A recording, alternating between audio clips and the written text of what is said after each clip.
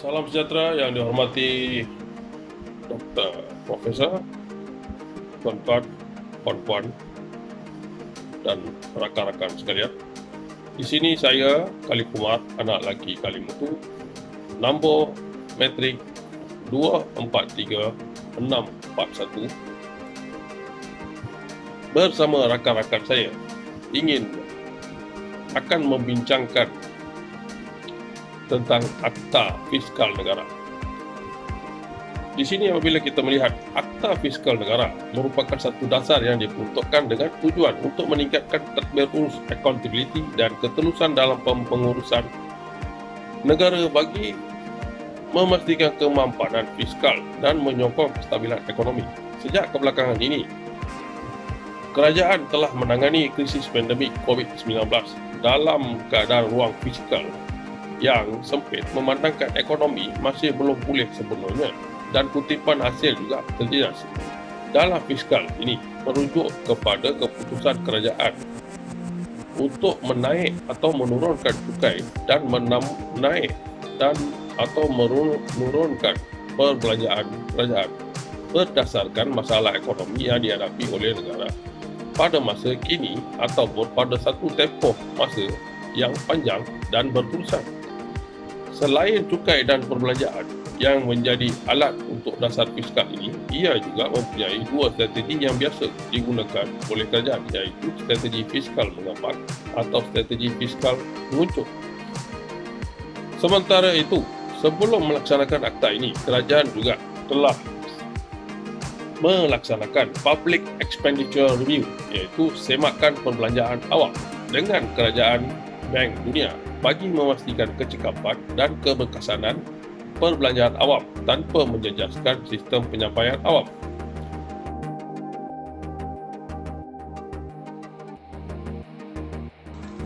Assalamualaikum, nama saya Kamariah binti Abdul Karim, matric nombor 2747779. Saya akan membincangkan berkenaan dengan Akta Tanggungjawab Fiskal. Okey, apa tujuan Akta Tanggungjawab Fiskal? Akta ini ditubuhkan untuk meningkatkan tadbir urus, accountability dan ketelusan dalam pengurusan fiskal negara bagi memastikan kemampuan fiskal dan menyokong kestabilan ekonomi makro. Dengan itu, produktiviti perbelanjaan awam dapat ditingkatkan bagi memastikan nilai faedah terbaik bagi setiap nilai duit rakyat. Okey, Undang-Undang Tanggungjawab Fiskal ataupun FRL merupakan satu dokumen perundangan yang merangkumi standard, peraturan dan prosedur berkaitan dengan pengurusan fiskal dan belanjawan. Ianya bertujuan untuk mengukuhkan kewangan bagi memastikan kemampuan fiskal jangka masa sederhana dan panjang. Pelaksanaan FRL ni berkesan menyumbang kepada kestabilan fiskal, ketelusan, accountability dan proses belanjawan yang teratur. Okey, secara umumnya terdapat 4 jenis peraturan fiskal utama, iaitu baki belanjawan, hutang, perbelanjaan dan hasil kerajaan persekutuan ataupun negara.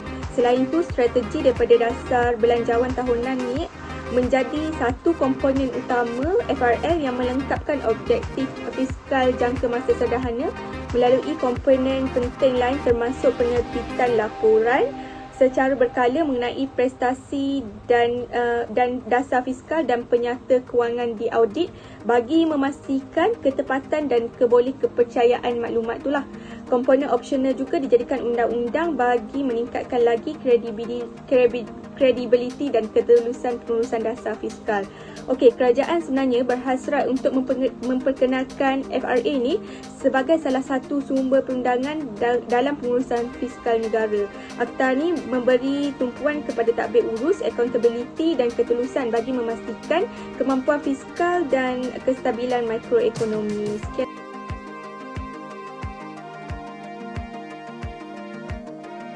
Assalamualaikum dan salam sejahtera. Saya Muhammad Farid Pemuta, nombor metrik 276051. Pada kali ini saya akan memberikan penerangan di dalam subjek GMGF 2023 pentadbiran kewangan di dalam tugasan 2, soalan nombor 2 dan 3, iaitu kenapa akta ini penting. dan apakah nilai dan faedah yang terkandung di dalam akta tersebut. Yang pertama, kepentingan akta.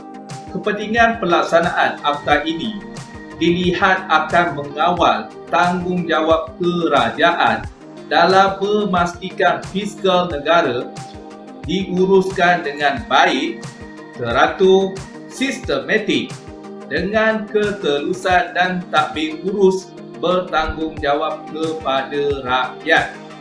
Perbelanjaan berhemah dan mengutamakan rakyat akan dapat dilaksanakan dengan penggunaan akta ini. Telus dan accountability akan dapat dipraktikkan apabila akta ini dilaksanakan kelak. Dengan terlaksananya akta ini, maka perkara-perkara yang melibatkan ketirisan salah takbir urus akan dapat dikekang dan dicantas dengan tuntas. Ini kerana dilihat kerajaan telah mengambil tindakan yang tidak jelas dan terbalik dengan salah takbir urus yang sangat membimbangkan apabila negara terpaksa menanggung hutang lebih dari kemampuan yang sepatutnya. Seterusnya, faedah dan nilai akta. Beberapa nilai dan faedah yang akan dapat dicernakan bagi meningkatkan takbir urus proses perolehan yang lebih cekap dan bersistematik. Oleh itu, impaknya, prinsip accountability awam akan menjadi lebih telus, memberi faedah yang terbaik, bersifat saingan terbuka serta adil dan sama, memupuk perolehan lestari melalui penetapan dasar dan peraturan yang menyokong pembangunan ekonomi, sosial dan pengurusan fiskal. Perkara ini adalah penting supaya ianya mewujudkan mekanisme semak dan imbang melalui penyediaan platform aduan terhadap pelanggaran peraturan perolehan. Setiap gerak langkah kerajaan dapat dalam pelaksanaan fiskal akan mengikut kerangka kerja yang lebih teratur dan bertanggungjawab. Sebagai contohnya, kerajaan kekal komited terhadap langkah konsolidasi fiskal berpandukan rangka fiskal jangka sederhana dan disokong strategi hasil jangka sederhana untuk meluaskan cukai dan meningkatkan kemampuan keberhutangan kerajaan.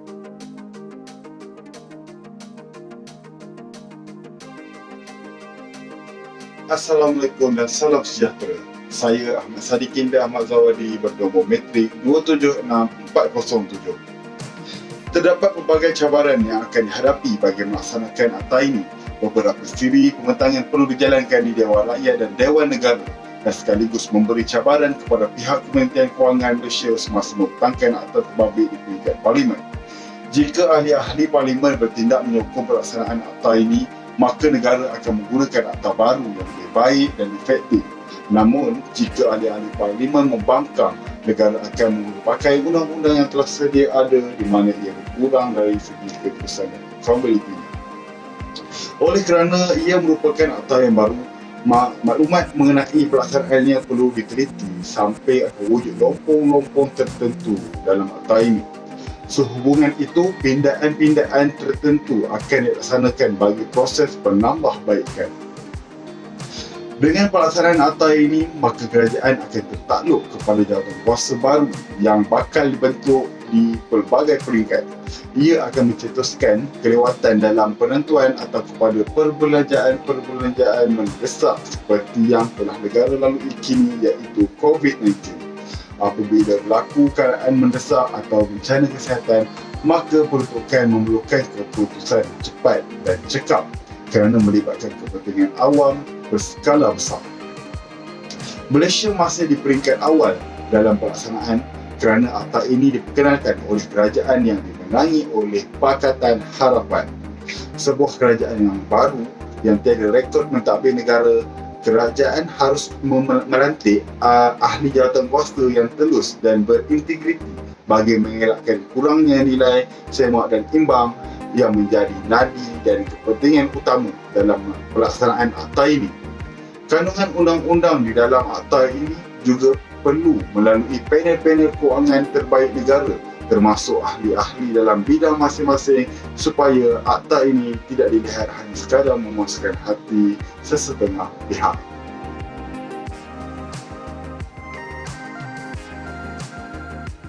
Assalamualaikum dan salam sejahtera. Saya Muhammad Samsul Hedi bin Muhammad Nasir, nombor peti 276325. Okay, saya akan membentangkan tajuk saya perbandingan pelaksanaan di negara maju. Negara Brazil menggunakan Undang-Undang Pelengkap Nombor 101 yang diterima pakai pada 4 Mei tahun 2000 dan tidak lama selepas itu dipanggil sebagai Undang-Undang Tanggungjawab Fiskal atau seperti Akta Tanggungjawab Fiskal, di mana undang-undang ini mempunyai skop seperti juga tertakluk dengan namanya tanggungjawab itu. Maka adalah pelaksanaan dasar pengurusan fiskal yang lebih bertanggungjawab. Ia dilaksanakan untuk memerangi dua sumber utama pembaziran sumber awam yang dikencang oleh penduduk awam. Pertama, pembelanjaan berlebihan dengan perbelanjaan peribadi, dan kedua, pembelanjaan berlebihan dengan bayaran khidmat hutang di mana hutang luar sengaja diadakan untuk menampung lebih pembelanjaan dari pihak kerajaan yang hanya mensisakan sedikit dana negara atau belanjawan untuk pembelanjaan modal terutamanya untuk pelabur.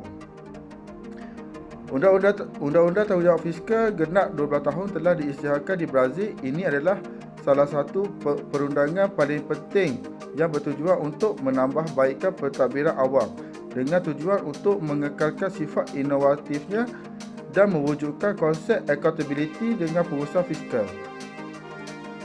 Undang-undang ini telah ditandatangani dari perspektif Undang-Undang Tanggungjawab Fiskal merupakan peristiwa penting baru dalam bidang aktiviti kewangan dan belanjawan negara, menutup pusingan baru belanjawan yang tidak bertanggungjawab.